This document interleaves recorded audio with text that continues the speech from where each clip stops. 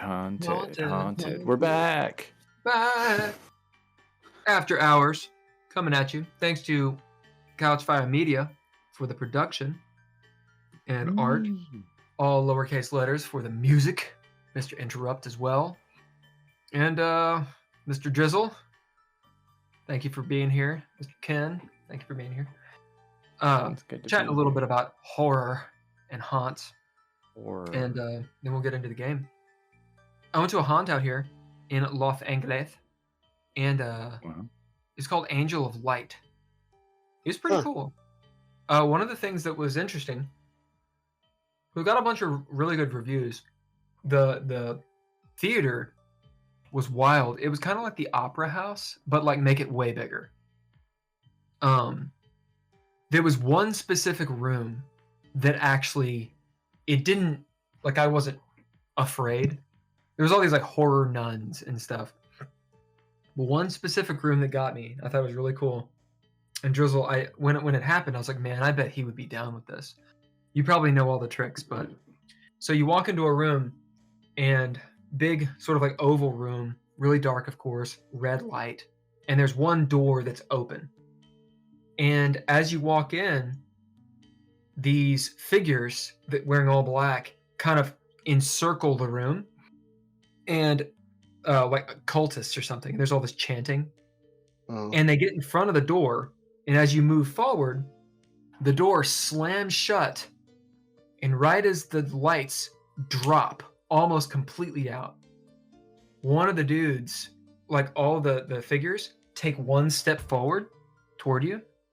And one of the figures drops down to the ground and starts scurrying at you. But at that moment, like you hear, and it goes out. And for real, you're like, ah, because you're ready. Like I actually went into like a fighting stance. Yeah. I thought that was really. How many? So, see, that's the thing. Like, was it really a haunted house or was it a haunted theater thing? Because there's a little bit of a haunted theater thing. Because from the sounds of it, that sounds more like a haunted theater thing, which is cool. It's just a different. It's just a little different.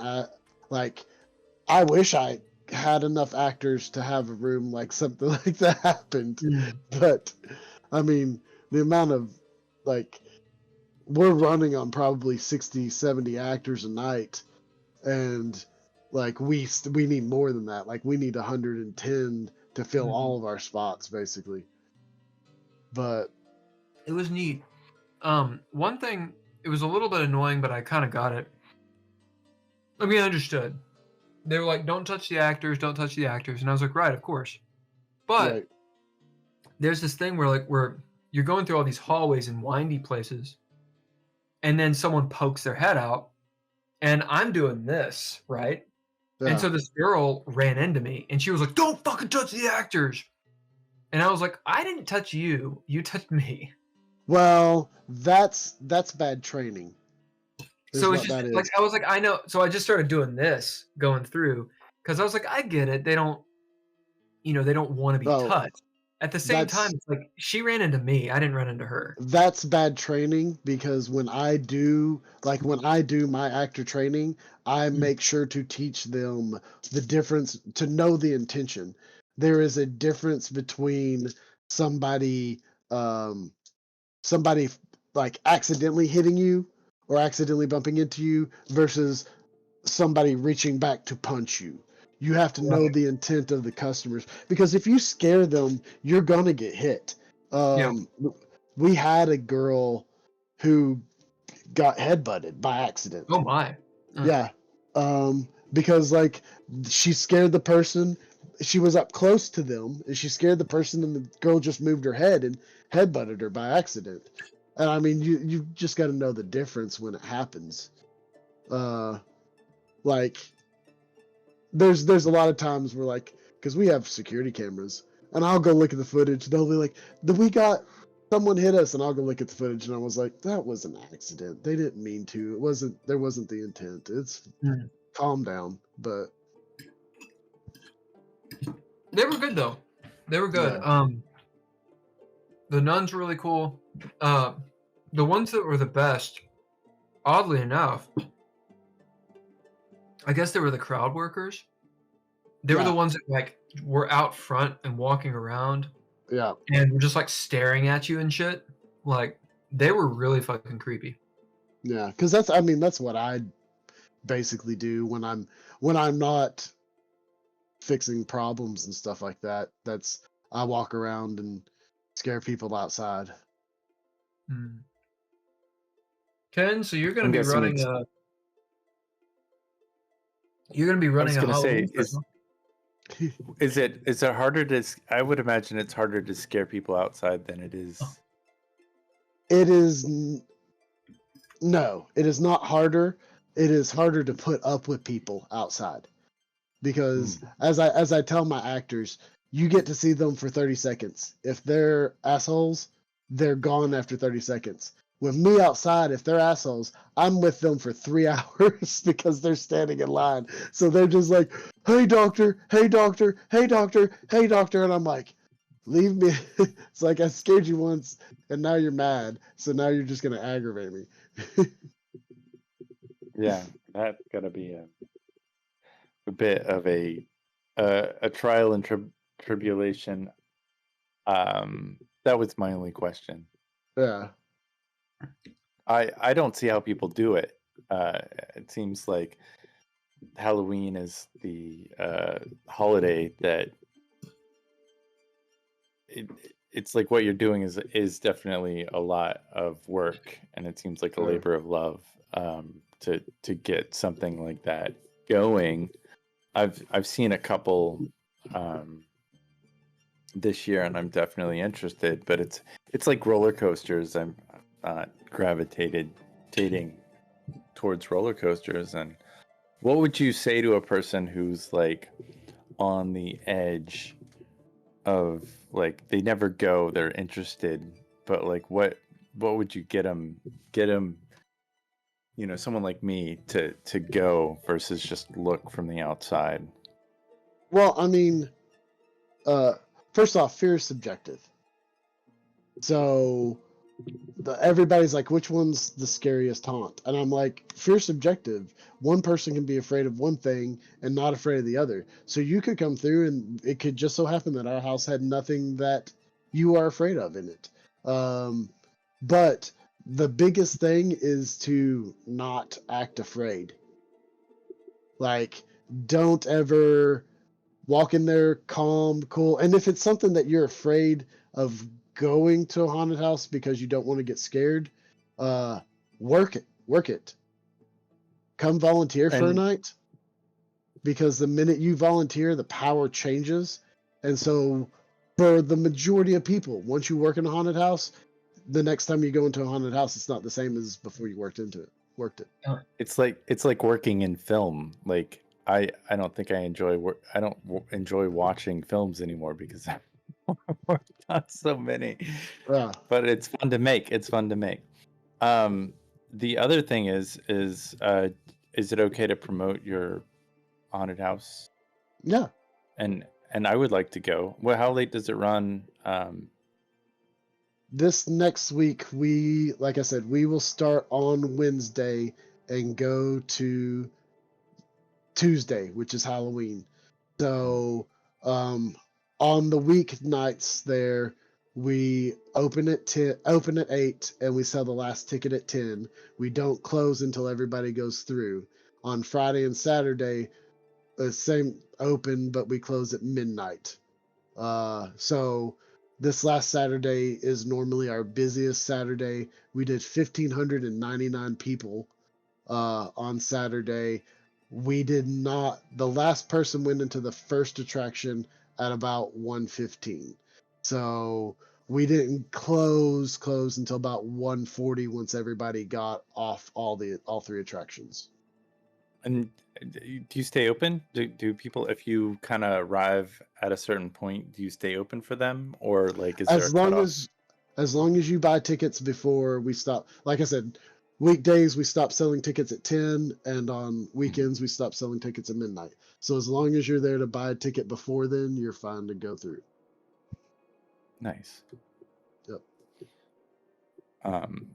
And it's something that you've been doing for a long time. Yeah, I've been at Wicked World now for 11 years, I think. And about haunting in general, I've done for almost 20 years. Wow. Just walking the streets, like No, I work in sneaking different up places. on Yeah. people. Yeah. Well, Creeping in. it's the typical story. I started out doing a scene in front of my house in high school. Sure. And then when I moved up to Cincinnati for college, I worked at Kings Island for 3 years in their haunted house. Then, like, I had a friend who did a haunted house in Maysville, and so he asked me to come do actor training and help him design it. I didn't work it because it was too far away, but I went down and trained his actors and designed it. And then I worked at a haunted house called Scream Park for 4 years before it closed down, and then I moved over to Wicked World and have been there since. Nice. What's the difference between a haunted hotel and a haunted house?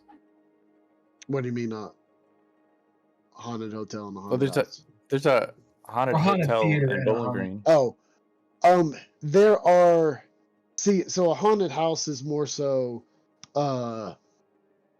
There here recently, the past 5 to 10 years, they've started to do more. It's more interactive theater than a haunted house. So, like Darren Lynn Boosman, you know who I'm talking about? He is the director. Directed Saw 2 and 3. Directed Devil's Carnival and Repo and stuff. It started to be more like of a creative theater thing where like it's more big elaborate scenes as opposed to like, so more with a haunted house, you're walking through a bunch of different scenes. So like you go through Nightmare, which is our first house, and you're walking that one house, you're walking through like 25 28 room, like individual rooms, and then you have like one actor in each room. Where like when you get into the more haunted experience things, the size of the room tends to be bigger with more actors, but there's less of them because it's more so kind of telling a story and you become a part of the story as opposed to you going through like a typical haunted house. I think what I did was a haunted house that was moving towards haunted theater. Oh, because we went through a lot of different rooms, and it reminded me of going through Wicked World, because like each room, like because I've gone through Wicked World a couple times, as in like with you, right? I could be like, okay, well that's the actor that roams, you know, but they're really just connecting these two rooms. This is their thing. This is their thing. Like we walked into one, and it's like the weird science thing, and the dude has like a phonograph, and he's like singing to himself. We walked through this one where there's like this dude who's acting like a China doll, and he just kind of like comes out and then he goes back in. Yeah. So you're just kind of like moving through it. But how many people, like how many actors do you think were in there? Just as a guess, I mean, it's hard to say because the place was big, but it wasn't like the Labyrinth of Jareth or whatever that thing is called. Like, it's hard to say, man. We went through a lot of stuff. Well, it's like the way you were just maybe 100, just as a guess. The way you were describing that one room, it would seem like, because like, I mean, I would kill to have 5. Like we do good to have more than one actor in a room at a time. So like most of the rooms had one person. Okay. most had one. This one, the Acolyte room, probably had 3. It seemed you can't tell. Okay. That's the thing. Like you're like, oh shit, we're surrounded. But you don't really know. Okay, I thought it was. It could have been 5, but I think it was 3. Yeah. The creepy thing was that there were these skulking people and they would just, in one move, drop down on all fours and like exorcist style walk Yeah. really fast, like, and just go and then appear other places. And Yeah. that was like, it was, even if you watched them and you saw them sneak up on people, it was creepy. Like, I was like, they are quiet, dude. Yeah. Yeah, that's something that you can't really teach. That's a lot of stuff that some people just have Yeah, a natural aptitude for. it was pretty cool. And I kept on expecting, because I remember Emma saying that she would get in the rafters, and I kept on expecting people to like crawl over you and shit. Yeah. It was cool. I think it could have been cooler.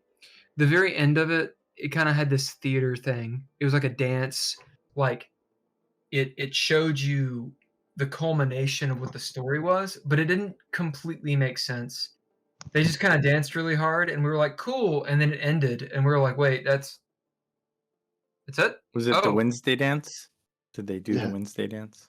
I haven't seen Or it. was I it haven't seen goth? it. Was it like take a penny and leave a penny? Take a penny, leave a penny. You know. Yeah. No, they're really good dancers.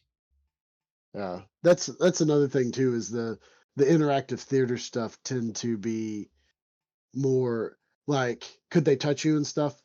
No. Oh, okay. They Then got really then it was probably, well, if they can't actually physically touch you, then that's probably more a regular haunted house, because the interactive theater stuff is more to get you involved. And they could, like, there was one in New York where like they would make you take your shoe off, and they would steal your shoe, and like 3 rooms later it would be in this room with another person, of like a room full of shoes. Oh. And so then like you had to find your shoe and get back out. And well, a lot of the interactive theater stuff is a smaller number of people for more in-depth show. So Okay. like you have maybe a group of 2 or 3, and like only people are going in every like 5 to 10 minutes, as opposed to like our Now, this is haunted a lot of people houses. going through. Yeah, like our haunted house is groups of 6, and like we're shuffling them through from a minute to 30 seconds at a time. Yeah, You know, it was much more like that. yeah, It was cool. It was cool. I think it was too expensive for what it was, but the theater was wild. Yeah. What is I the think it's the average Los price Angeles you think theater. of a haunted house? Are they expensive? I mean, to be honest, we are one of the cheapest haunted houses in the area, because we charge $30 for 3 attractions. You go to Louisville, you're paying $20 to $25 for a single attraction. Wow. Yep. So, like, well, it's a night. You've got a night for $30. That's not bad. yeah, Where can you go for $30? Right. Yeah. Like, there's this group called Scare Factor, and they rate haunted houses all across the United States, and we have one of the best value per minute is what they call it, because the amount of time you spend in versus how much you pay. We have a really good ratio on that. That's cool. So how about that Red Writ?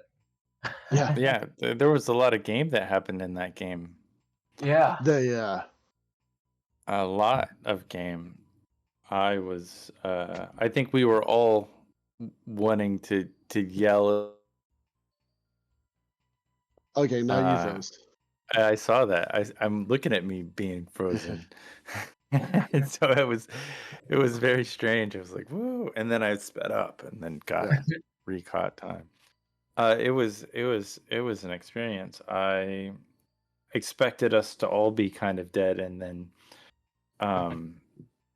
at the end of it, like, if I was the one that told Mariah to go hide, and then she stepped in to, and it wasn't her, so I'm happy about that. I mean, I could care less about Gabby, honestly. Whatever, let her go.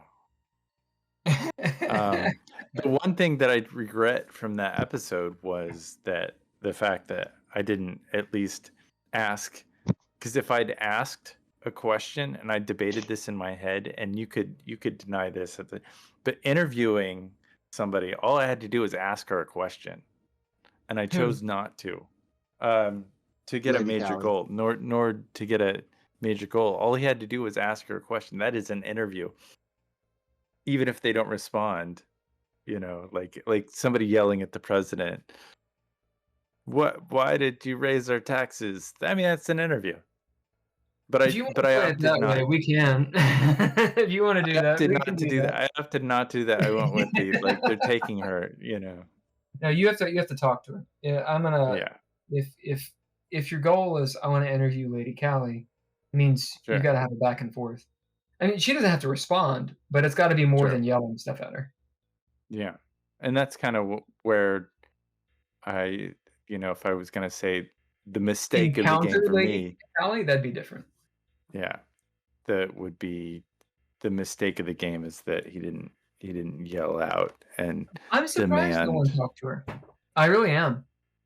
I'm surprised that Leah didn't go for it. It's just, it blew my mind. Like that interaction you guys had with Loretta Levon, Leah had really taken the heart.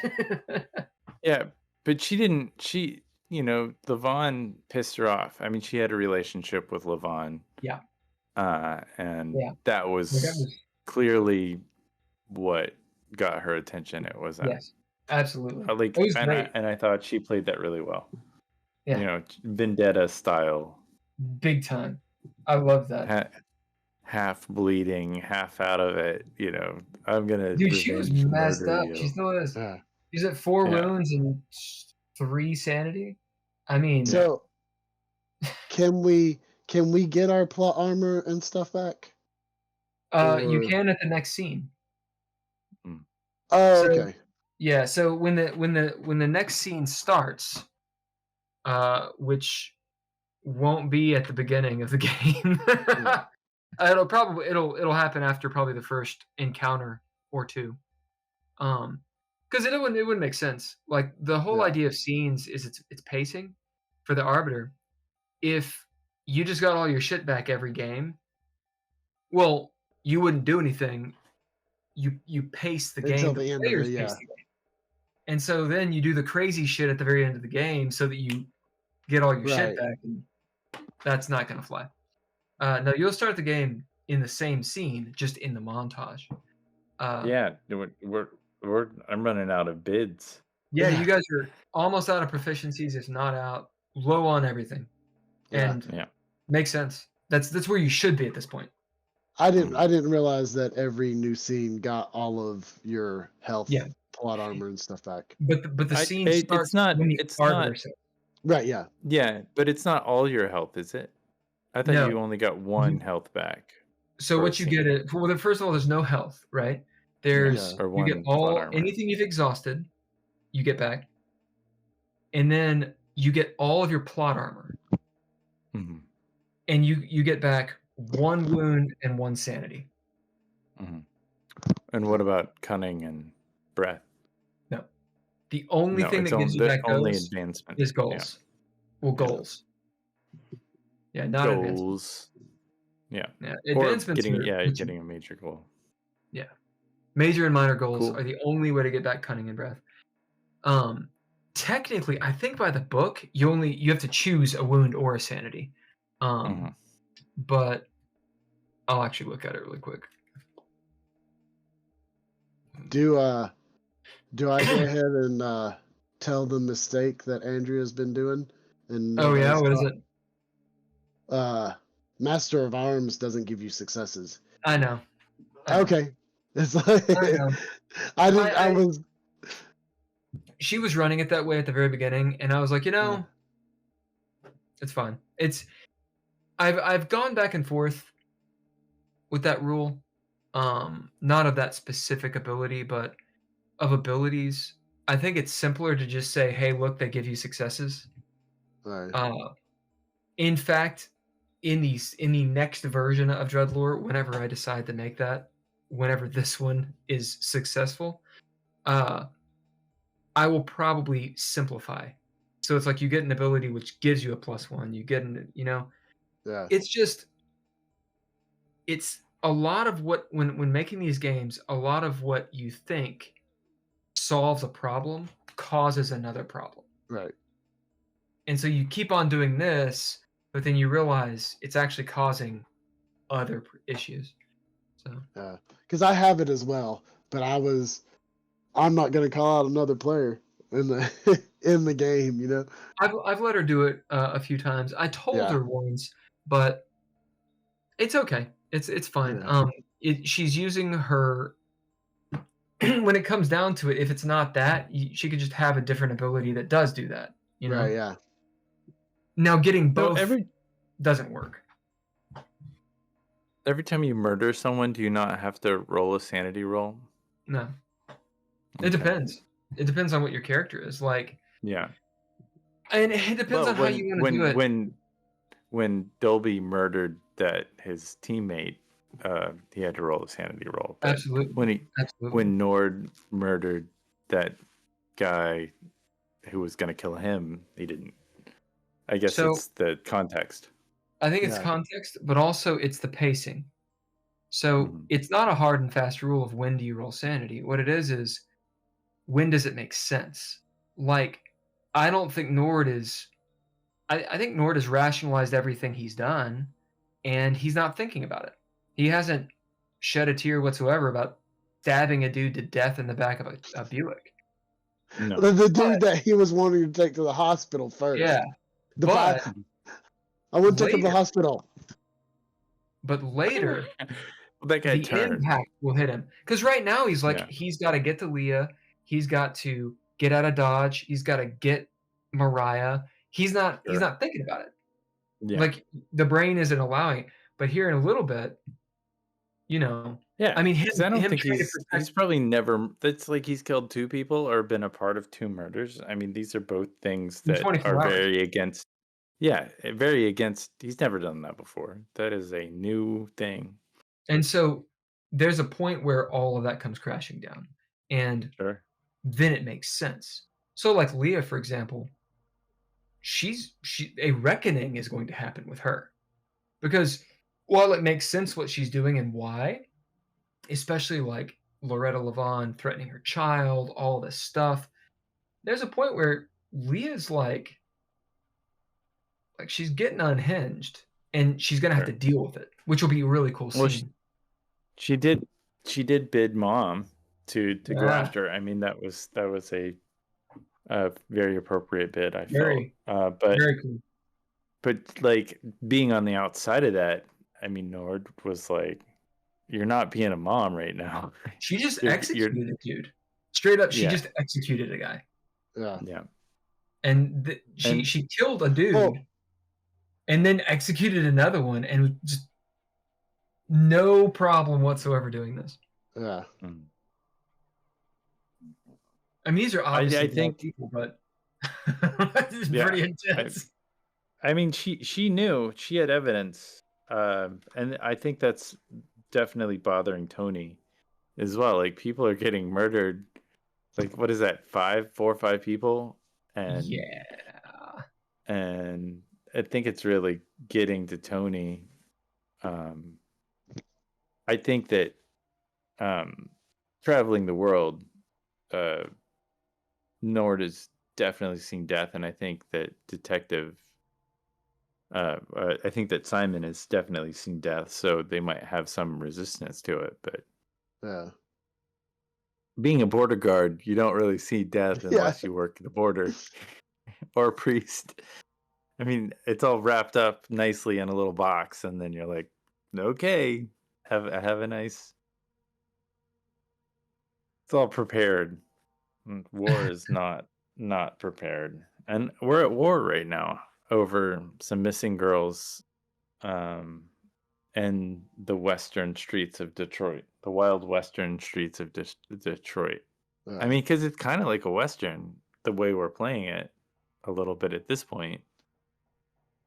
Well, in all fairness, once I saw the pictures, when Simon saw the pictures, that was his turning point of throwing there's less caution to the wind now Yeah. because he's seen the stuff that these guys, and he knows that it's what they've done, so he's not going to stand by anymore.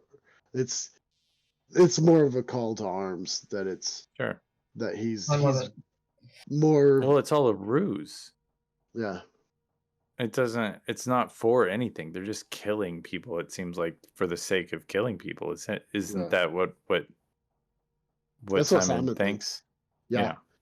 Because it's like, dress it up as cultism, but you're still cutting people's heads off for no reason and stuff like that. Like, because if it's every 12 years, then what are all these other ones in between?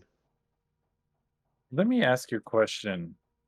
This is I think a perfect time to ask it. So Adriana, like Simon knows Adriana? Or knew of Adriana? Nope. That was the woman that we found in the trunk? Yeah, all her picture was just in the dossier with So he didn't know her. No, it was He may have known of her, but he didn't. I mean, that's up to Simon whether he did. Her picture was one of the, like when Idaway first gave me the dossier of all the missing people and stuff. Her picture was in there as one of the missing people, and so it was like a little blurb of Adriana missing, blah blah blah, last seen wearing this, that sort of stuff in there. Yeah. It wasn't that I personally knew her. There was a missing sheet of her in the dossier. And you know that I think Idaway talked about it's the 12 years murders are every 12 years within that year. 3 people are murdered at the solstice.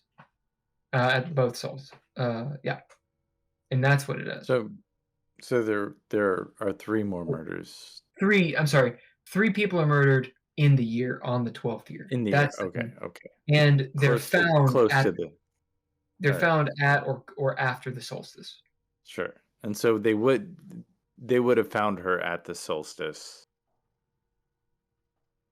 But because we found her before or however, I mean, it would have been, you found her dead body, which means it happened before the solstice. Yeah. Which you don't know why. So there's plot holes that you have to fill. That you guys have to figure out. It does make sense, and it's an insane way, but you don't know everything. I think you got a lot to go on, a lot of really good guesstimations. Yeah, well, there's too many really. I mean, there's like loops and loops. I mean, I can see where they're, Idaway was like, I'm gonna try the circles and the circles and the circles and have everything. Another thing that about this kind of adventure, as opposed to like a movie. In a movie, one thing happens to tell a story. In this, though, it's sandboxy, so you guys can do what you want. Like Leah could have blown up the house. Yeah. I mean, she could have blown up all those people. There were thoughts. Nord almost thought about blowing up the house just out of spite. Right, exactly. And there's a lot of, as an arbiter, you gotta be real careful because you never know if a player is feeling froggy and is like, nah, fuck it, and literally blows up the game. Like blow up the game. I think that Nord is not that's not that character. He's not. Doesn't murder people. I know. I've got some players. I've had players in the past that will blow up the game. Like if you give them a chance, the bad guys there. Oh, I blow it up. It's like, but you don't. I've wanted to try to like play him as a weird enough character, like where that potential is. Maybe not Nord so much. That's more of a Dolby thing. It makes sense. It makes sense. So, for example, with Leah, I think I know where Andrea was coming from. At the same time, my posit to her would be, why are you willing to sacrifice your life? Yeah. Like, why is Leah willing to die for this? Because she's I not have to. certain. Yeah. I have to get Hi, out. Drizzle. See you guys later. Later, man. Like, why would Leah be willing to sacrifice herself when she knows her husband is in shit? She's gonna leave her child alone, and she's not certain what's going on. She just knows it's funky shit. Like, she's willing to die to be like, oh yeah, I'm right. There's Well, a I point mean, where that, like you kind of have to question. but Does that make if sense? she, yeah, but if she is, you know, if she thinks it's a way to save her family, or like if she That can makes get on sense. this road, That makes sense.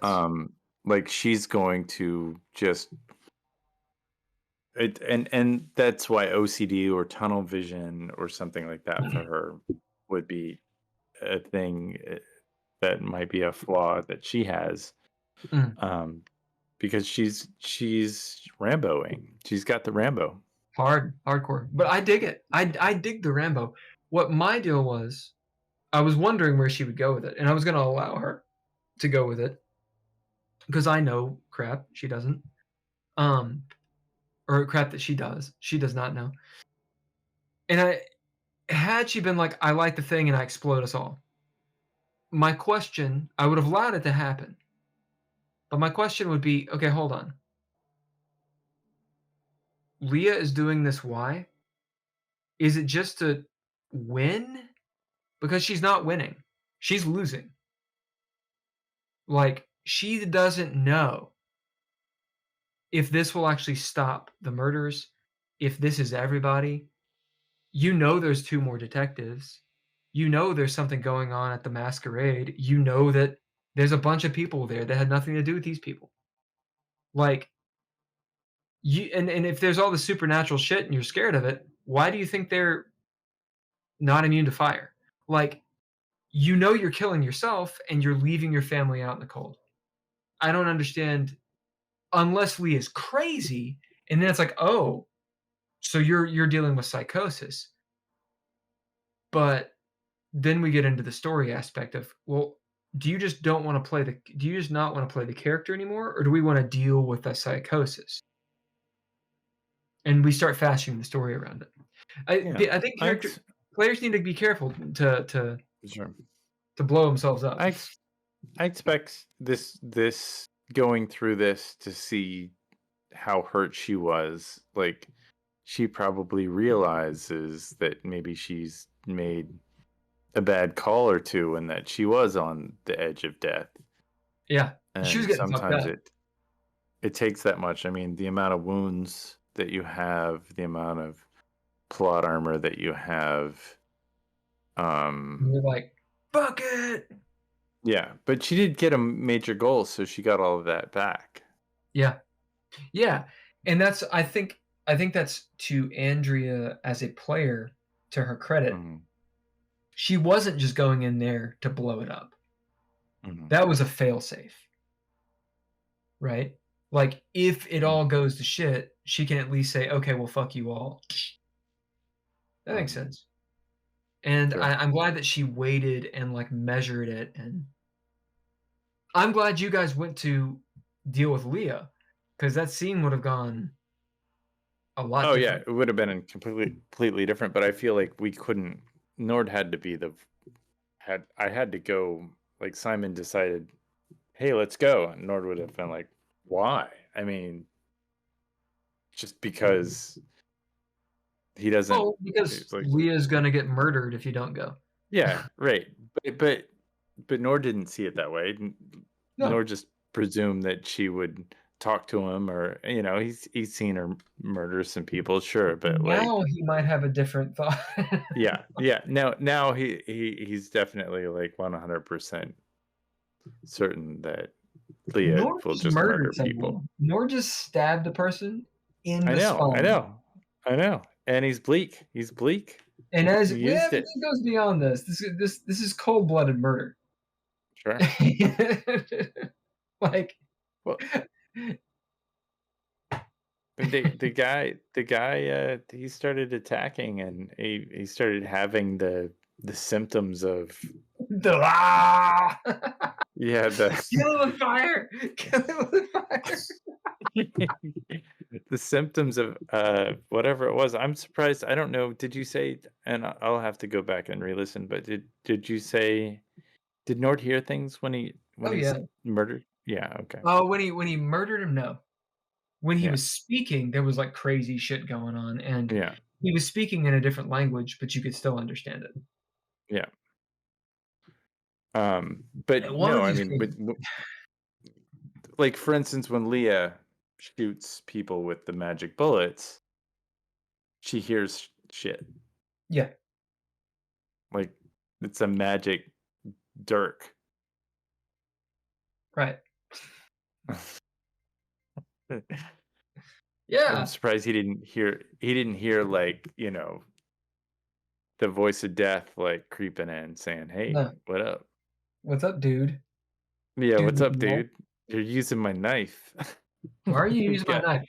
I'm gonna yeah. see if Why a you use? dirk versus dagger. I think a dirk is longer. Yeah, Daggers are I looked simply it up. double-edged It's knives. longer. It's long. It's like A a foot dirk long is or not something. quite a sword, not quite a knife. No, I think it's a long knife is what it's called. Yeah, yeah. It's not legal to carry a dirk around No, on your person. yeah, no, it's a killing weapon. It's a killing thing. Uh, and it's for stabbing. Yeah, It's a stabby it stab. will kill you. Yeah. It's only for stabbing though. You can't slash at somebody. It's a stabby. I think a dirk is predominantly for dealing with armored folks. Yeah. Yeah. But if you're a 70-year-old guy wearing a suit, shouldn't have too much You issue. you murked that guy. You Yeah. murked that guy. Yeah, he didn't do well after But the thing is, like, that. you were stabbing him. Nord was stabbing him to kill him. Hmm. Like, it wasn't No, there get was no back. question about it. It was I'm killing you.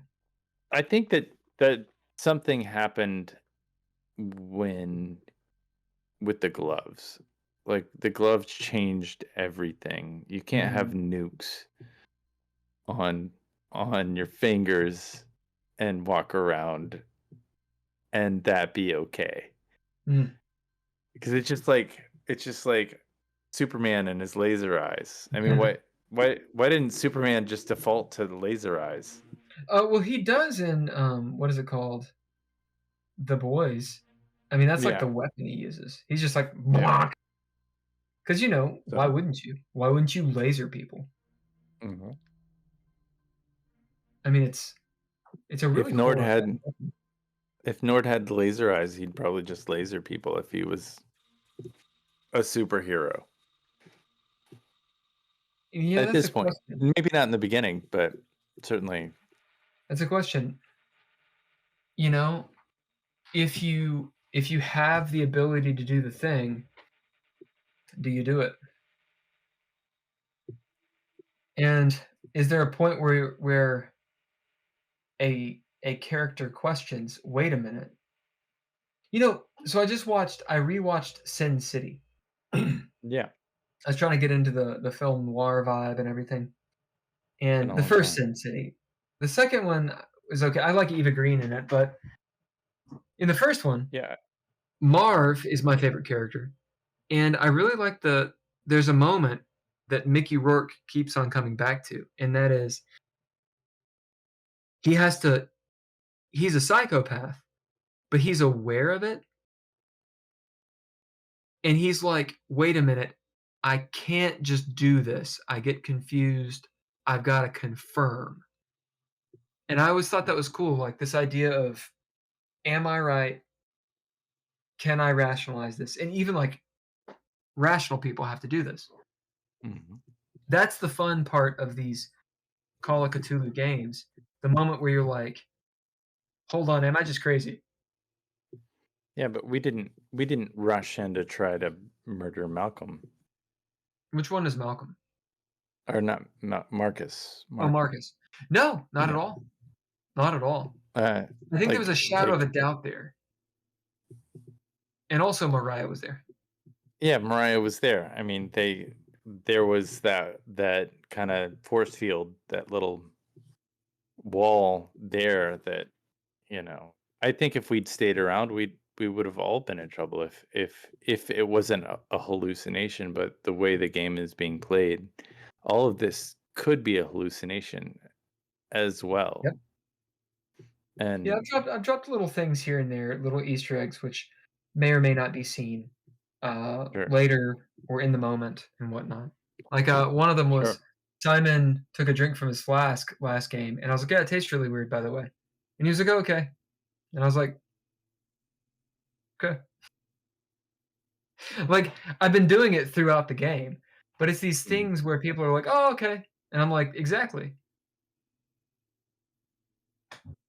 Some of it's to sow dissent and to throw people off, but some of it You is do that well. Yeah, you do that really and well. the It's fun to play, and you really have to get technical, and be aware of the subtlety of the way that you speak.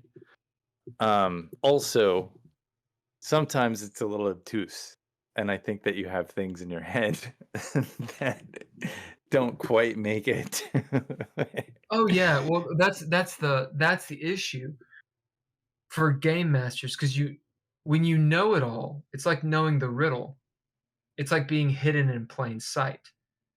When you already see it and you're looking around at people like you guys don't see it, of course they don't see it. Have you seen the thing where it's like a video or like a YouTube video and all kinds of crap's going on? People are like doing shit on a stage. And then after it's all said, they're like, "Hey, did you see the dancing bear?" Yeah. And you're like, "What?" And you go back, and in fact, there was a bear that comes out, does a jiggy with it, and leaves, and you literally didn't see it. Yeah, every time I've seen that video since that, I've seen the video many times since. I always see the bear, You always, always see the bear.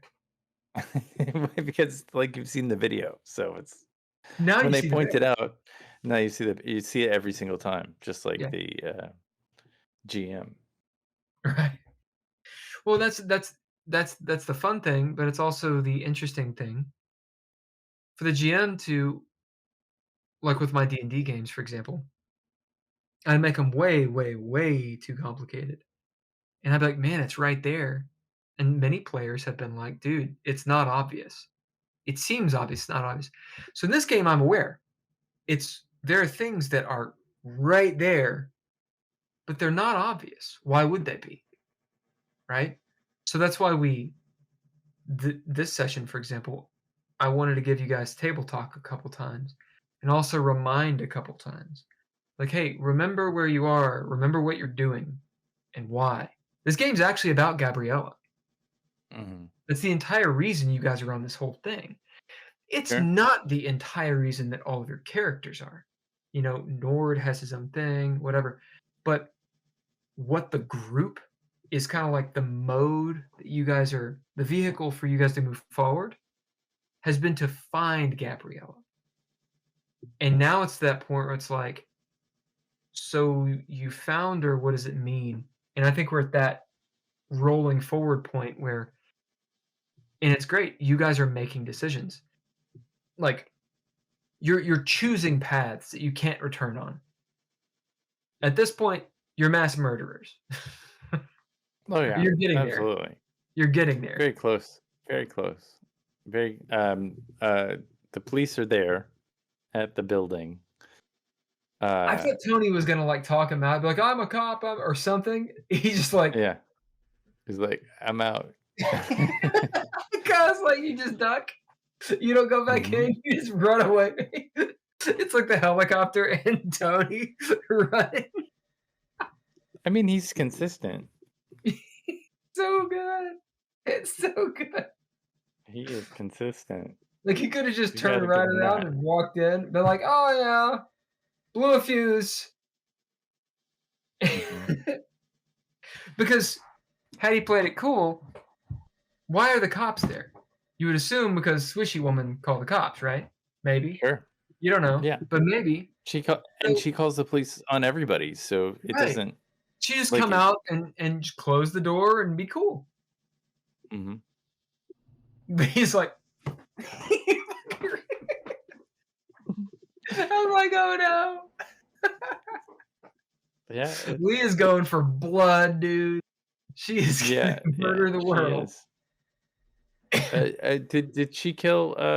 I'm sorry. I was probably in the middle. Did she kill Loretta? No. No. No, she's going after her Yeah. into the basement. She's in a bad place. she's a bad place. It's gonna be good though. It's gonna be good what happens. Pretty sure. We'll see. Yeah. Good. All right. I mean, honestly, tonight went better for Leah than I thought it would. For you guys, I thought you were gonna actually like fight Marcus. Yeah. I thought that was what was gonna happen.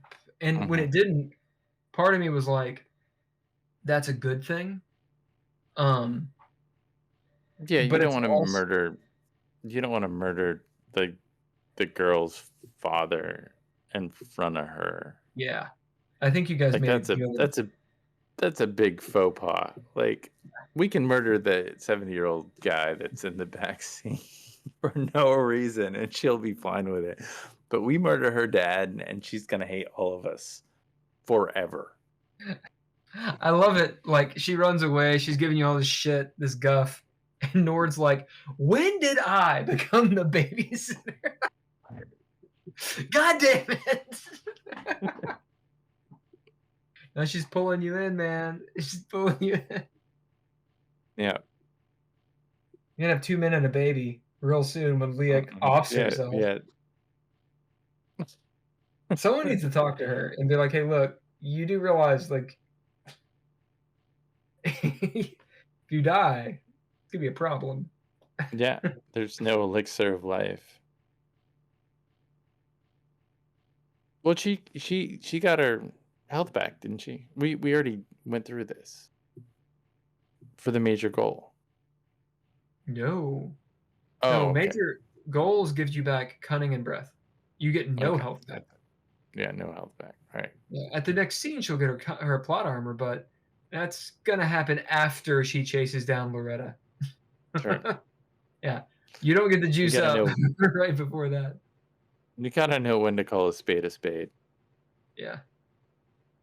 Well, there's a point where it's like, I understand where Andrea's coming from because I've been that player, and it's a good decision. At the same time, there's also the moment of, this isn't the right time.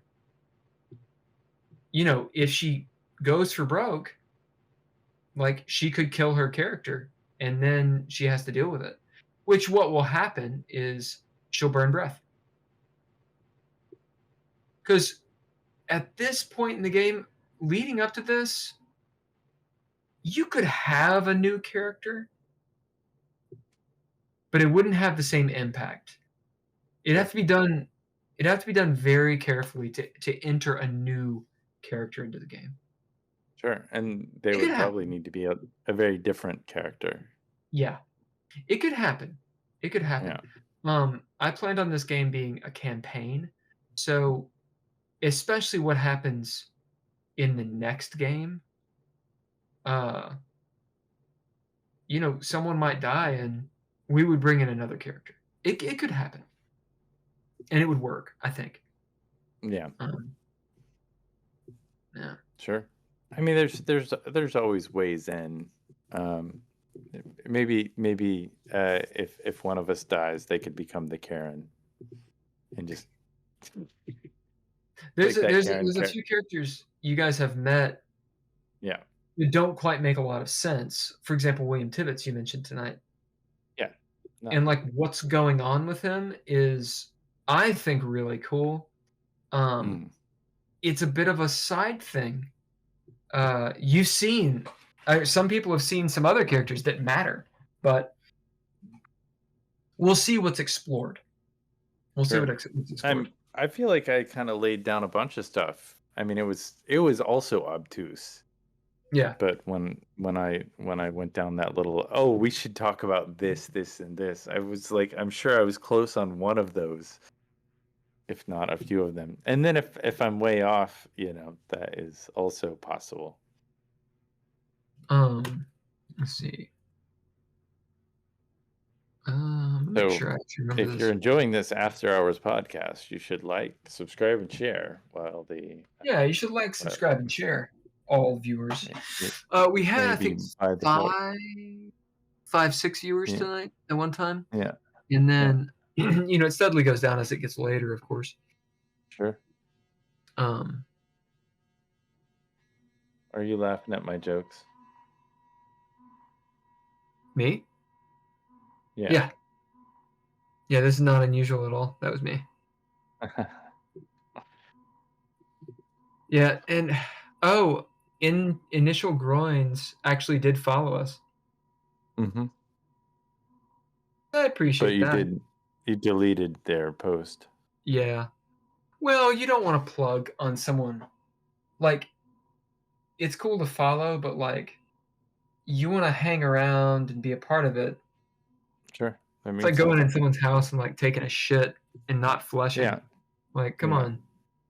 Yeah, it's like going into someone you don't know's house, taking a shit and not or shitting in somebody's yard. Yeah, don't shit in someone's yard. It's not cool. I'm actually looking at. I planted a plant there. Now it's not as nice. Let me see. So this person, see, they have 0 followers, no videos. Like, this is just it's a bot. It's exactly. It's just an account that comes in and spams. Mm-hmm. Spam bot. That's lame. Mm-hmm. Initial. It's not easy. It's not easy. I've wondered if it helps on Twitch to go into things that other channels, and then it seems like this is the long way of doing it, but have conversations and sort of talk to those people, and you have a conversation, and then you might be able to pick up a follower or two eventually from actively. That may be. The thing I've noticed with followers breed followers. So what I've noticed with other people's streams, no one is. Well, this isn't true. I was going to say no one is really there to talk to each other. They're there to talk to whoever's streaming. But sure. I do know that people talk to each other a little bit. I think it's when I was on the continue. I was interrupting you. I was realized that I was interrupting. Mid-interrupt. Just 1 second. DreadLore's content is intended for certain audiences. Yeah, it is. It may contain drugs, intoxication, or excessive tobacco use. Who's smoking? I don't know. Or excessive tobacco use. You've added the sound. Well, it just started up. All right, man. I think that's probably good. I think that we've said we could talk more, but then it wouldn't mean that we were actually saying anything.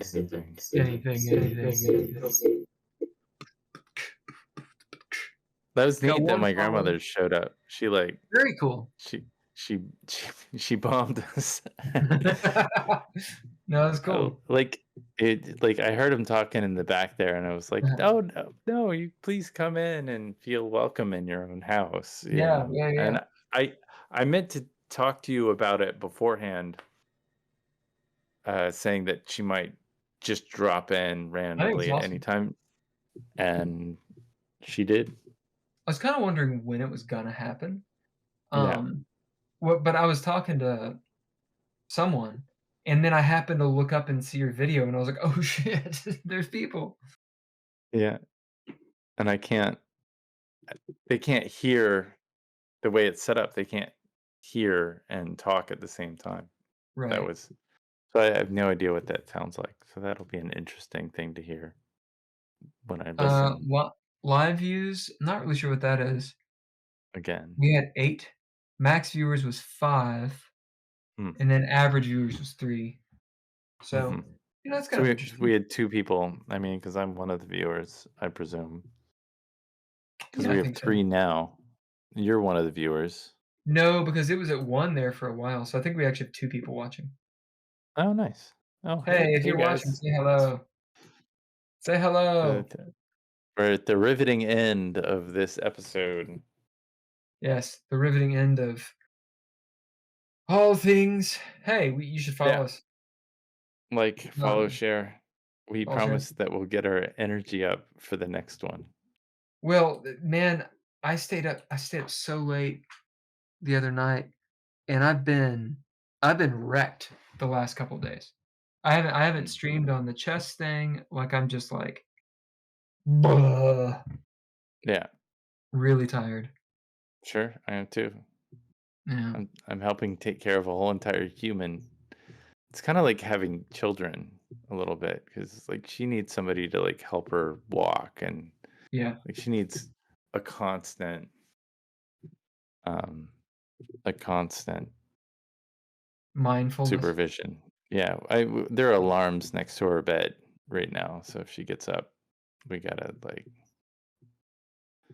go help Yeah. because she's gonna if somebody's not with her, she'll fall over and like when you fall at that age, it's just bad. It's bad. Yeah. Those headphones, man. They mess up my ears. Yeah. Like my ears are like Are they 'cause wireless? no. Are they cheap? 50 They bucks? were like $40, I think. Yeah, $50. that's why. Yeah. These were 100. They're very good. I Mhm. recommend. What are they? I feel like I should get money if I say. All right. I Don't say. mean, not from you, but just like from the company. Oh. Just like if I promote Batman, like I feel like DC should be giving me some money. So Well, I like Batman. So, I know. I'm a Batman You fan. can't wait to see their next film where it's just black over black. First of all, I liked The Batman. You Can Go to Hell. I think it's a good film noir. Uh, it It could was have been fine. brighter. It could have been brighter. It was fine. No, it was fine. There's aspects Especially of it. There's aspects I didn't like. yeah. I mean, on the new LEDs that they put out, different brands, I have not had any luck. And maybe I don't spend enough money on the OLED, but it seems like everything is muted and has no color What is on the it? big What do you mean screens. LED? Is in the Oh, lights? well, OLEDs, the monitors that we What are we have. talking about Batman still? No, well, yeah, What watching the fuck Batman. segue was that? You're talking about Watching Batman, and now you're talking about watching OLED. Batman on a screen like this, here's the setup. Yeah, Here we go. Little that is a zooming in. terrible resolution. Yeah, I know. It seems like well, I can tell you why it's happening. Yeah. It's the nature in which compression works. Oh, I see. So the reason why what's happening here, it doesn't have to reinterpret these frames. Yeah, I did. It's all still.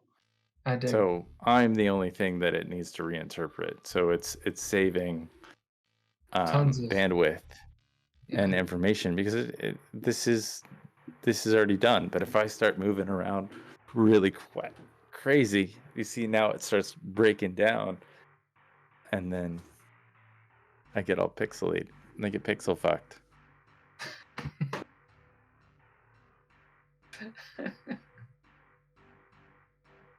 I don't know why I know this, but I know it. No, it's good. It's good shit. There's an algorithm for that.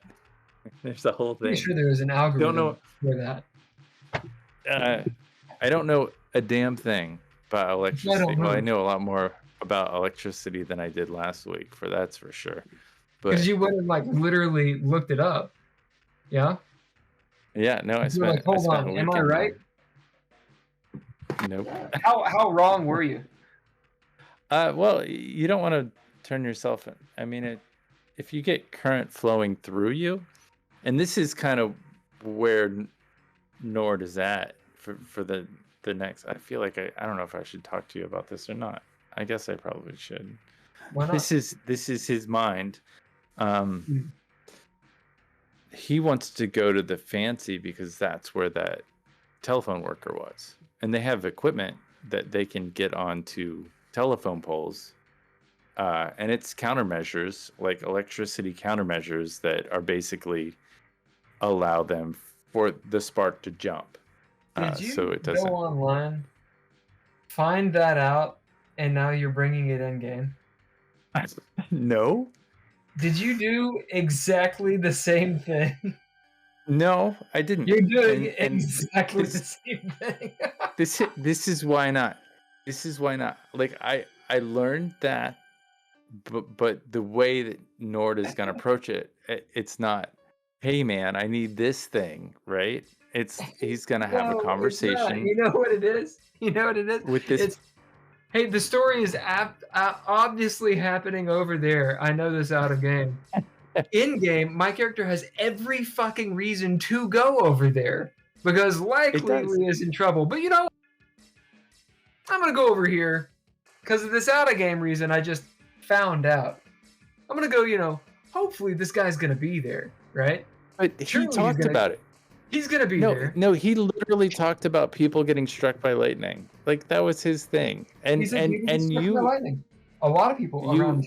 yeah, are getting struck by lightning again and again. And the way that and clearly it's not something I can do. That's why I didn't want to. That's why I didn't want to say anything about it. But at least you're being honest about it. It is. That is metagaming. That is metagaming. Yeah, but the thing is he would ask, like, what do you guys do? Because you're on a telephone pole with power lines and stuff like that. That makes What do sense. you That guys makes sense. do? That makes sense. That's the way, because he sees all these people with electricity and these nuclear weapons, and he's like, I don't have anything to counter that. Nord's not like, oh, I know how to do it, because he doesn't. Like, No. that was an admission that he made. That makes sense. I That makes literally know nothing about it, and so he's gonna go and find the only professional that he's magically met that seemed to be put into a place. It's almost like, well, this is way too helpful to like people are shooting electricity at him. I'm gonna say this. All that's fine.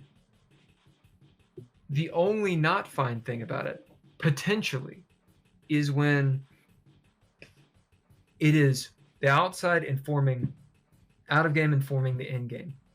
It makes sense to rationalize why would Nord, experiencing having what he has just experienced and what he previously encountered, to be like, wait a minute, I think I know something that might work. That's interesting. I think that all makes sense. However, considering the situation, you had just murdered someone, or were about to. Leah, like you have to be pretty obtuse of a character. Like Nord has to be seriously obtuse to be like, she's fine. You know she's not fine. You know she's not fine. She went to the place everybody fucking knows the bad people are at. We're not fucking stupid. Duh. You all went to Marcus's. It made sense because maybe Leah would... You knew shit was going on. So had you all gone to the fancy diner, sure, the situation would have been... Oh, she would have been dead. Who knows? You would have gone in and be like, all right, yeah, cool game, awesome. Is the guy there? That one guy? Can I bid something to make sure he's there? Can I force this to happen? Can he be there? Well, I think he should be there. This would happen. And I'd be like, fine, the guy's there. And you're like, okay, hey, so Could you give me the prongs or whatever the fuck it is? Oh, by the way, I looked it up, so you can't argue this because this is the way it is. No. That's what the fuck would No, have happened. And I'd have done this. We had this. Okay. We had this. Okay. We had this conversation. Okay. And that's not. That is not like you like to talk Uh-huh. about things. Okay. You like to talk about things, and that's fine. That's wonderful, and it's good that you can project. But my response is that is not how it would have played out. I feel like, well, if we'd gone to the fancy, and again, it wasn't me that said let's go to the fancy. I was like, if we go to the fancy, I would like to do this. If you go back and listen to it, it wasn't like Sure. I was just like, I would like to go to the fancy for this, because there's a guy there that I wanted to talk to. And he would like to be there. It was, but it also, that character has full autonomy. He could be like, I don't know who you are. I'm not going to give you. It would go down a very plot hole intensive countermeasure as well. Like you could have literally said, I don't know who you are. I'm not going to let you have any of my equipment. You're right. The Arbiter. There's always a way. Yeah, there's always a way out, and so I guess that's my point. It doesn't matter. There were a number of times when you picked out situations tonight that were fantasy, and I feel like every single time I was like, because Thurgy, because I've read the book and I know the terms. And other characters might have said, I don't know, that's not the way it works. And I was like, well, because of Thurgy. And because it was a magic thing that happened.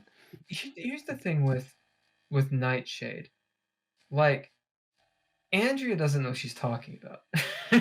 Like, okay, you dose someone with Nightshade, they're not like, oh yeah, I'll do whatever you tell me to do. That's not how it works. And smacking him in the face with it, like, that poisons them. It's like, no, I measured it out. Yeah. Now it's mind control. No, it's not. That's not how it is. A person might be, and I'm not a fucking chemist. I just know that's not how it works. Like truth serum and shit. No, there's no way. Well, I guess my point is that I was trying to make it work, and stated from the very, very beginning, like, I don't know electricity. That is not an expertise that he has. So yeah, you're correct. I mean, she does that with Nightshade, and that is, but that's a character. I mean, Leah's character pushes you and what she makes you think about the boundaries of what you're willing to allow in the world that you've created. This is a thing that you must do. I learned a bunch about electricity because I didn't want to sound like an asshole next time I talked about it.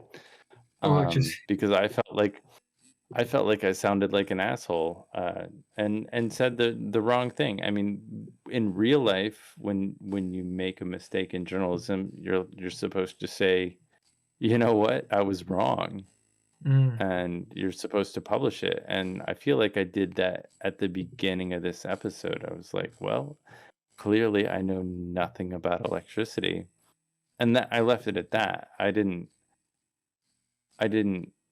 force the narrative to go to the fancy. I suggested that he wanted to go to the fancy, but Nord wasn't thinking about Leah.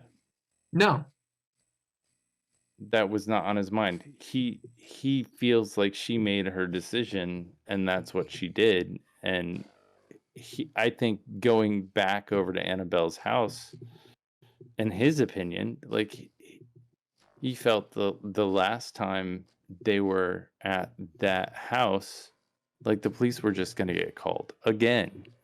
Yeah. That was the answer. It seemed like a dead end, and that's not where the story, in his mind, there was nobody to interview there. I mean, we all kind of knew or suspected that these people were connected or in a bad way, but we didn't. Well, you knew because Grimwald literally told you all that, or you found out in the Grimwald scene. I can't remember exactly how. Yeah. That Loretta Levon, you found that she was connected to the Buttes, and the DuPonts are connected because they all know each other. And then you found out that Loretta Levon is connected to the occult, like from the Grimwald scene, and so is he, and he wants to get in with them. So the connections were there, you know. I think it made sense that you guys, if you had gone to the fancy, I think it's going away from the action. Sure. But no, and I it's a I agree. prophylactic, you know, as in like it's a regroup thing to prepare for something else. We were not in a place. We are not in a place where, to me, all Nord does is run, and that's all he tells the people around him to do is run. Yeah. It's that's like not going to get much better, is the thing. Like, yeah, I we mean, don't have it could potentially, countermeasures. but the problem is that you guys, like, you were never going to be in a position. It is very unlikely, I should say. You might be. It is very unlikely that you all will be in a position where you have the advantage and you're prepared. Like, that's all about the horror. Like every horror story, you're dealing with the unknown. Oh, sure. Yeah, you don't right? ever. No, that makes sense. You're never. And for example, Leah was like, "Oh, I've got the upper hand," and they laughed at her. Mm-hmm. And her response was, "Yeah, okay, whatever, I'm right." And it's like, yeah, I mean, that's a decision, but also, like that's a player saying, "Okay, well, my character is going to stick to the guns." Totally cool, no problem. But don't be surprised when, or potentially, something goes down. Then again, she fucking murdered old dude. I mean, you said it. How many times do people have to be told, hey, if you go here, if you touch the burner, it's hot? And what players do is they go, burn me, burn me, burn me. That's what they do. And the moment you burn them, you're like, oh, you're punishing me. You'll see. Here in about a week, you'll see. Every GM says the same thing. Every GM says the same thing. You run a couple games and you're like, even Chris did. Chris, he ran a game and I came into the Richmond Fay game once and he goes, hey, you were right. And I was like, what? What do you mean? He was like, I just ran a game, a D&D game. He was like, God damn it, this and this and this. And I was like, it's the nature of the beast. Sure. But I definitely take offense of, like you said that I was metagaming again, and I do have an issue with that. Yeah, this last game where I was like going to the fancy versus not going to the fancy. It was no. So the again, I don't actually remember saying. I may have said it, but I don't remember. I don't.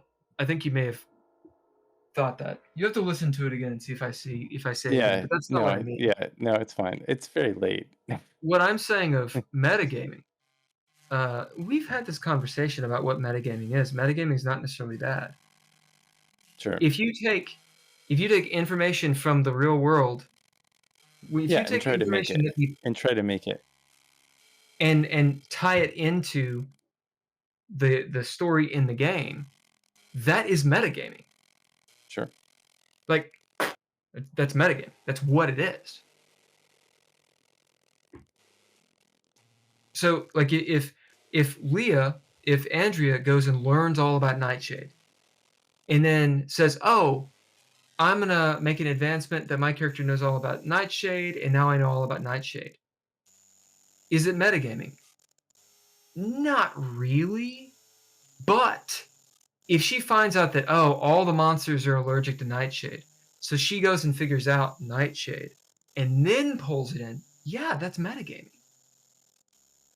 Like, let's say you don't know anything about werewolves, or a player doesn't. But clearly, no. I mean, what is literally happening is these guys are being attacked by monsters with electricity. Yeah.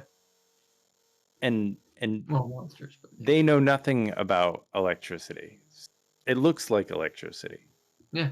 That's the way it's visualized and being described. Mm-hmm. I feel like it's entirely fair and within their protocol to go to a library or, you know, find an expert. Or an electrician that literally told you that people have been electrocuted around town.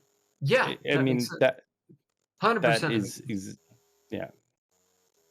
All I'm saying. I wanted to learn about electricity because I didn't know. There's nothing wrong with it. That's why but this one or a previous one, I said not all metagaming is bad, just like not all railroading is bad. They have bad connotations because oftentimes they're abused. But of course, there's times that it's okay. But if you went out and it does help with description. What? Like if you are playing a character that knows this stuff, it helps with description. Like I know nothing about chemistry. And you know, the way I will have to talk about it in game is literally looking at colors and mixing colors. It makes sense to go study that because Nord knows it. It makes sense in the game for Nord to go, I don't know why I'm trying to like be a disclaimer and like backpedal here. I haven't said anything wrong. You got pissed off that I said you metagame. You did metagame. That's not bad. No, what I'm telling you is I'm not yelling.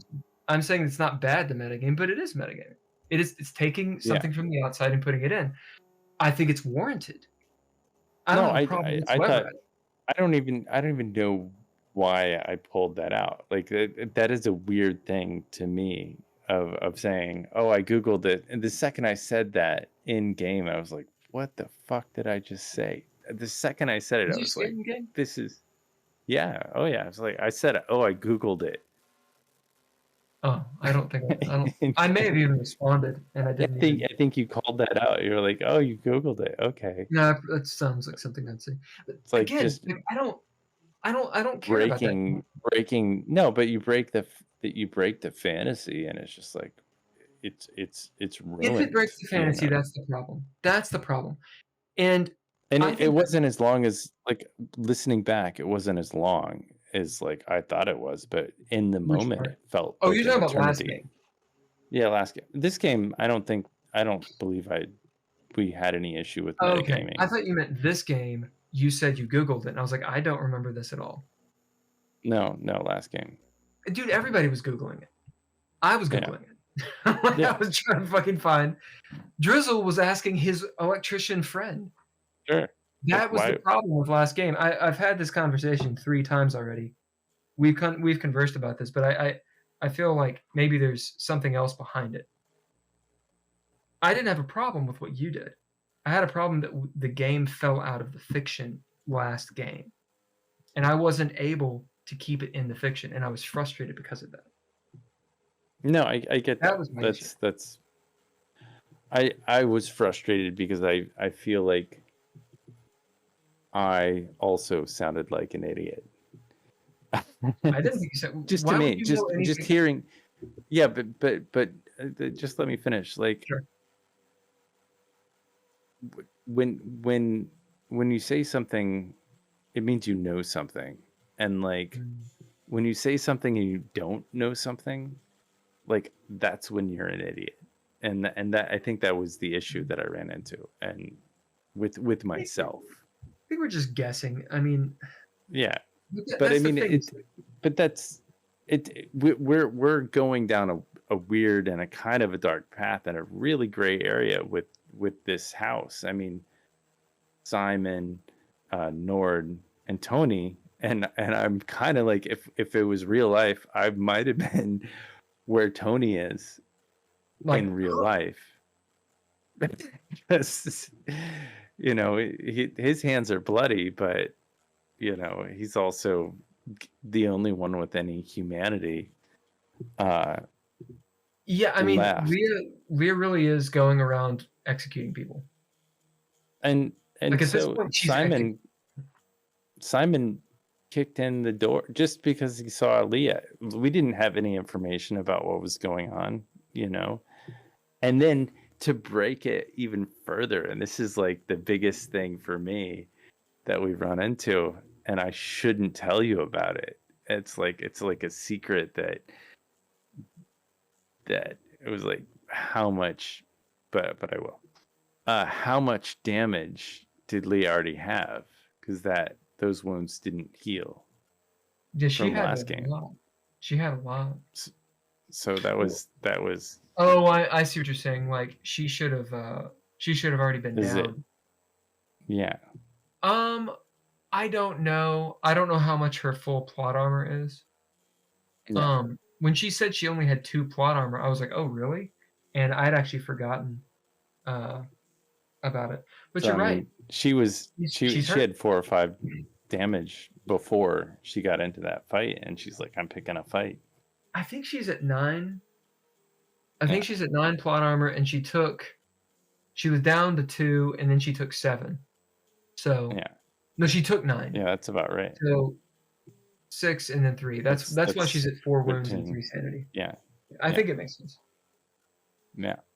That's impressive. She was gonna get fucked, man. Well, she's right on the edge. Yeah.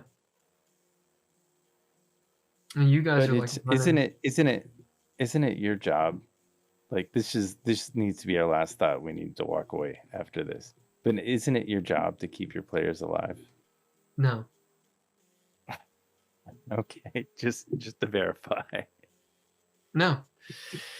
It's my job to, or it's the storyteller's job to tell the story, to follow the rules, to make sure the expectations are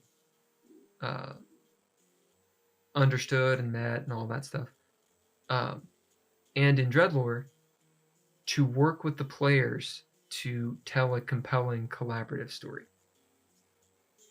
That's the storyteller is the storyteller, and the arbiter is the storyteller and the person who arbitrates what is happening and the results. It is not the storyteller's job to make the players have fun. It is not. It's also not the storyteller's job to keep them in the game. And it's not the storyteller's job to make sure they win or lose or live or die or any of that shit. You be fair, you present good situations, you try to fold it into a good story. Like, if it ruins the story that everybody blows up, then it ruins the story. So the storyteller has to figure out a way of, okay, so let's say you're all dead set on closing all the windows and blowing up the house with everybody inside.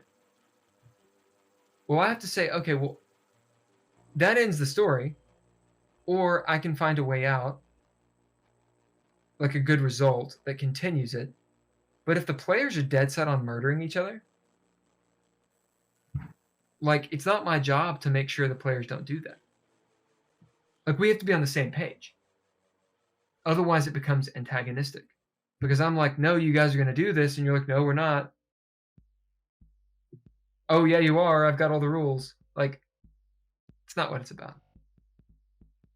If Leah is like, I'm going to go into the fire. And I'm like, okay, it'll burn. Okay, I go in. Okay, it burns. All right, I keep on going. All right, it's going to get worse. Yep, I keep on going. There's a point where it's like, okay, well, you're on fire.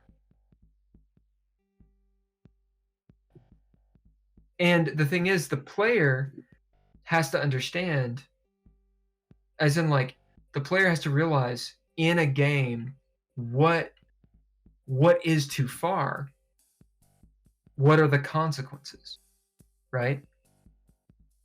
I don't mean punitive consequences. I mean the consequences of the actions. I think the storyteller has a really hard job, in so much as you got some that are super antagonistic and they'll just fucking kill players. And then you have some that their bark is worse than their bite and they'll never kill players. I don't think either one of those are good.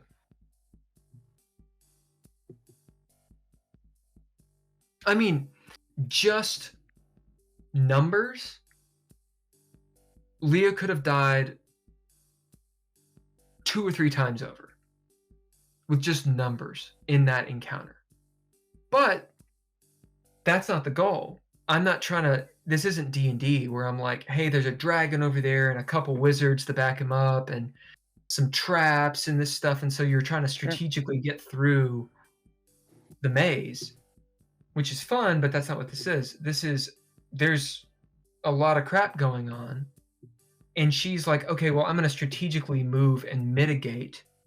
And then I get to say, okay, you're doing that. These characters, they're not cardboard cutouts, so they're going to act this way, and they make mistakes. Like, old dude runs outside because Leah has a distraction. That's a mistake on his part. Me as a storyteller, I'm aware what Leah's going to go do, but I can't be like, no, he's hiding in the bushes waiting on you to come downstairs, you know? Because she did a thing. He ran outside. I thought she was going to blow Lady Callie away. Huh? Oh, yeah. I mean, yeah, who knows? I thought she was going to turn around. So here's a real thought. Last game when she went into the house and she was trying to find out who was in it, I was like, Lady Callie is supposed to be there in my mind. Do I want her to be? Because it's dangerous. It's dangerous to put that character there. She's powerful in all these things in the ways that she is, but it's dangerous. And I was like, no. And this session, I sat there and I thought, and I was like, you know what? She's supposed to be there. She's there. And we'll see what happens. So Leah comes down and I was like, she's not looking around. She's seeing Loretta. She would see Lady Callie, boom, roll, bam, you see her. I seriously thought Andrea was going to be like, oh, boop, boop, boop, boop, boop, boop, boop, just unload into her. That's actually what I thought she was going to do. Like, oh, you're the boss? Gun, gun, gun, gun, gun, gun, gun, gun, just fucking take her out. I'm surprised she didn't. Yeah, I actually kind of expected that as well. Yeah, but she didn't do it. But awesome. She was like, I hate this bitch.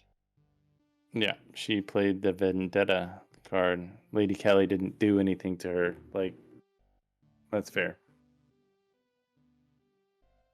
All right, I think we're down to 2, and I think I'm one of them. Thank you. Man, I'm fine with the metagaming. Everybody metagames to an extent. Everybody does. Everybody should. I metagame. But yeah, we can't. You can't know anything. Like, there's no point in playing a game if you haven't had life experience of some kind. And the stuff that you know, you learn other shit. It's one of the things that I think is so cool about gaming, is it inspires you to learn shit and then bring it into the game and say, okay, well, this is how it works. How are we going to make this work in the game? Sure. That's awesome. I have no problem with that. I think it's cool. Yeah. And I forgot about the dude. I forgot about the dude in the diner. Yeah, I didn't. Yeah, I completely forgot about the guy.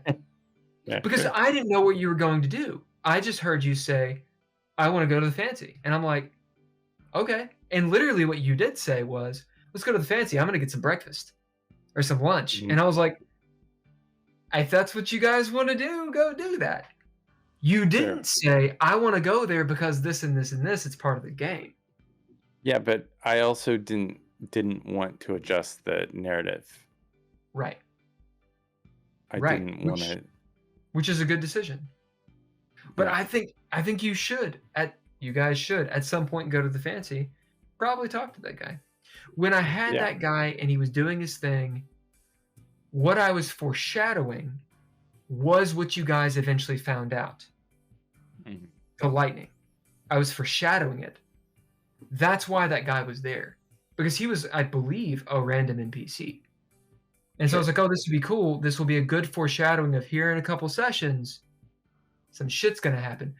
And I like it. You're like, oh, yeah, wait a minute. We met a dude that talked about the lightning. Boom. That's awesome. But the, you know, and learning about things like how they, there is no magic pill. It's all very scientific. The way they do it in real life is they actually turn off, you know, you go up there, if you've got somebody working on the power lines or whatever, they turn off the power line. So there's no current going through. It's all just charge. It's charged. So they have to set up a series of cables that are cumbersome to discharge it. So that when people do start working on that stuff, it doesn't have the electricity doesn't jump or have. Is that the video you showed? Was that a discharge? Is that what they were doing? Oh, that video, that guy is really interesting. I've been watching his stuff, just so I could learn more about it. I think he does that, a lot of it on purpose. Like he's got these scenarios where because every single one of his videos, he's acting kind of like he doesn't know what he's doing. And then he touches the thing and it's like, ow. It's like, it doesn't happen when he 10 times. I was like, oh God. But it's really quite good. And you know, there are different kinds of electricities and charges. Like if the voltage is a certain amount or the amperage, like if it's a low amperage or voltage, and this is me, I don't know. One of them, you can get a certain amount of charge or shock, and it's no big deal because it's low amperes. High voltage, low amperes. The ampere, I mean, you could, if it's all high voltage, it'll fucking kill you. But from what I understand, the amount of amps that are going through, that's the thing that really wrecks you. Sure. From what I understand. But, you know, charge is another thing, and this is something Nor doesn't know anything about, but, you know, asking about how the electrician, how are the gloves charged, you know, and showing him the photo, and it's all very in-game stuff of Simon's photograph of that device. Maybe even asking him, like, okay, so if these are charged gloves, like, how do you put them on and use them? And he might know. He might. He might also be like, say, those are gloves, dude. Yeah, those are gloves. I don't know what you're talking about. I'm not even, you know, so. But just getting the basics from him and asking him a couple of questions about how electricity works in this world.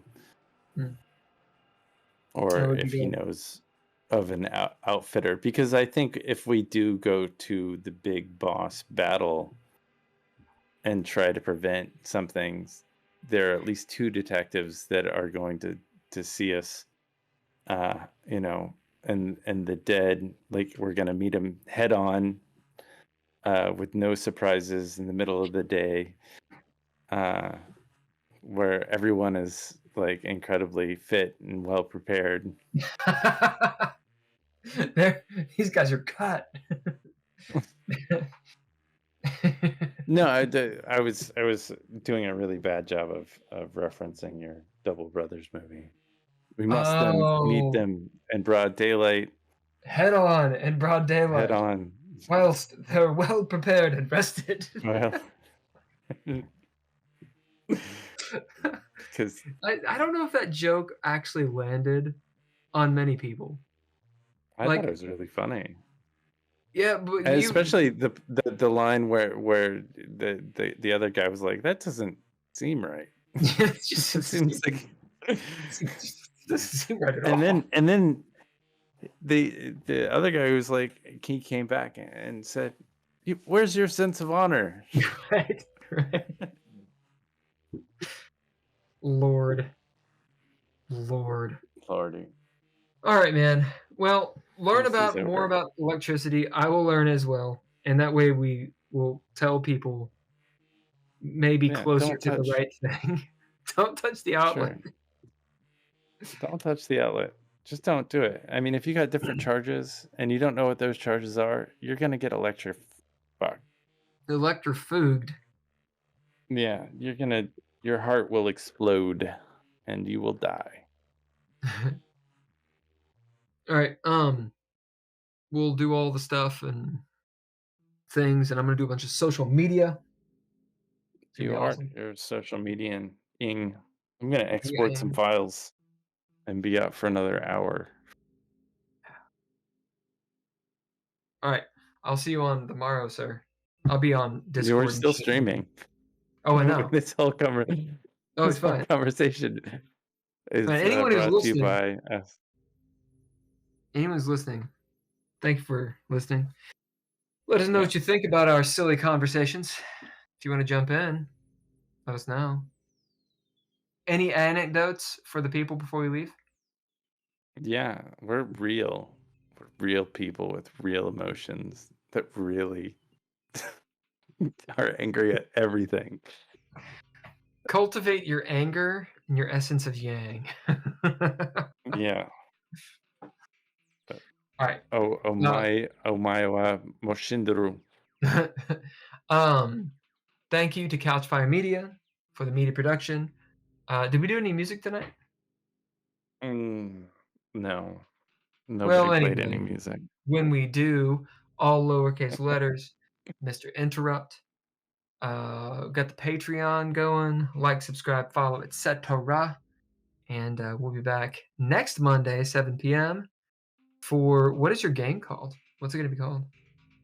Oh shit! It needs a name. Yeah. Halloween special. Yeah, we'll say Halloween special because the current name actually gives it all away. Oh yeah, we don't want that. So we can't have that. Halloween special. Yeah, Halloween special. It's gonna be good, and then we'll do an after hours. That should be a really good one. Yeah. I think that Well, after hours would be a lot of fun. Sure. All right. Bye, y'all. Bye, everybody.